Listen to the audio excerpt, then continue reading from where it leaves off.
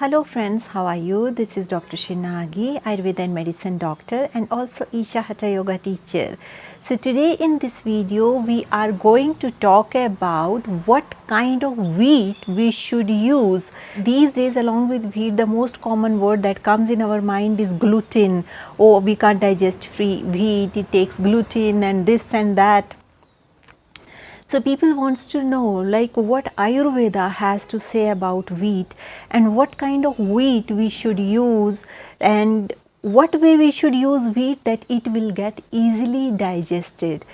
These days for a lot of people there is a big problem in digestion of wheat. Many people don't take wheat because they can't digest it, and then people say it's not ancient food, it's bad for health, wheat is bad for health.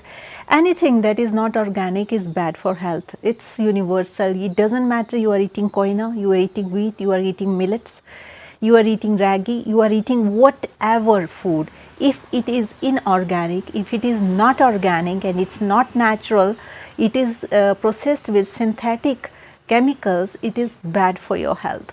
And now when we talk about wheat, in Ayurveda, the wheat is known as godhuma. It's been said wheat is very nourishing to enhance your weight.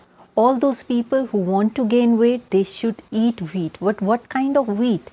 Not freshly harvested wheat. In Ayurveda, it's been said you should not consume wheat for minimum 1 year. You should store it in some wooden box.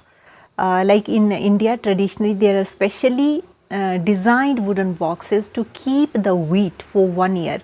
Fresh wheat, if you try to eat, if you try to consume freshly harvested wheat, it is very bad for health. It is very heavy to digest and it causes a lot of stomach issues. But the wheat that is 1 year old, that kind of wheat, if you take out that wheat, make flour out of it, and this flour, if you are eating, this can get easily digested. How we can store wheat? You can store wheat for 1 year with the help of neem tablets, neem leaves, neem things, neem, natural neem leaves are there. So with the help of that you can store wheat for 1 year, and after 1 year it becomes suitable for the body and easy on your stomach, and you can make flour out of it and then you can use it. Now question comes, which dosha is balanced by wheat? Wheat balances the vata dosha. So it's because it is madhur rasa, that means it is sweet in taste, and anything that is sweet in taste that is grown naturally is vata balancing and kapha enhancing. So it's been said because it is kapha enhancing, all those people who want to lose weight, they should avoid the use of excess wheat. Little bit wheat they can use, but daily, day and night wheat you should not consume. In addition to that, all those people who say like if we eat meat diet we are more strong, if we go to vegetarian diet it is less strong, but if you are eating wheat in vegetarian diet, if you have good metabolism, good digestive fire, then this wheat is enough energy giving, strengthening your body and make your muscle mass. So but you should, it's very important that you choose wheat sensibly. Those people who are suffering from vata disorders, like various kind of vata disorders are there, regarding that I have created a lot of videos, you can watch on my channel too. So this whenever you have vata issue, vata dosha is disturbed in any of your disease, then wheat is very nourishing and balancing for that person.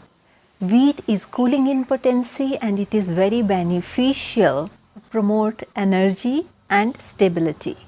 Those people who can't digest wheat, it's been recommended that you can use wheat with the use of certain spices along with that.